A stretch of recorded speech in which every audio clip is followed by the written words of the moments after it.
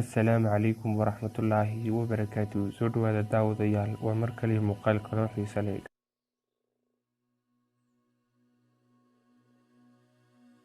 Jacaylka dhammaada markiisii horeba muu ahayn jacayl. Jacaylku hadduu dhab yahay waa inuu weligiis jiraa, maaha inuu isbedbedelo. Xasuusta oo keliya jacaylka dhabta ah ee nadiifta ah ma dhinto, maqnaanshuhuna ma dilo. Waddo xannibi kartaana ma jirto, booskiisa shay kaloo bedeli karaana ma jiro. Midka wax jecel ma yaqaano khiyaanada waxay tahay weligiis. Jacaylka dhabta ah duruuf hor istaagi kartaa ma jirto, si kastay ahaataba. Kalsooni ku qab in isha sida dhabta ah kuugu baahan ay ku aragto, qalbigeygana ay kaa jeceshahay, inay marnaba eegi doonin adiga qof aan ahayn. Haddaad joogtid iyo haddaad maqan tahayba, waxaanad ogaataa qalbiga sida dhabta ah kuu jecel inay marnaba macquulsa ahayn inuu qalbi kale jeclaado adiga beddelkaaga. Ha jabinin qalbigu jecel oo kuu qaba jacayl, maxaa yeelay ma ogid adigu qalbigan aad jabisay inuu Alle weyne casa wajalla uu jecel yahay. Haddaba qofka sida dhabta ah kuu jecel had iyo jeer wuxuu ka fikiraa siduu adiga kaaga farxin lahaa, riyadiisuna way u rumoobaysaa. Waa haddii aad isla jirtaan waxaa ku beeran ruuxdaada, farxaddiisuna waa farxaddaada. Muhiimadna ma siiyo qof aan adiga ahayn.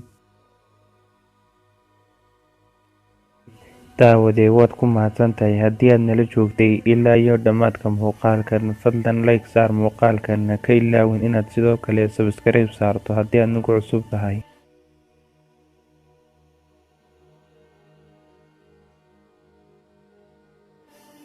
waa horiga dhiirigelinta dhalinteena Soomaaliyeed.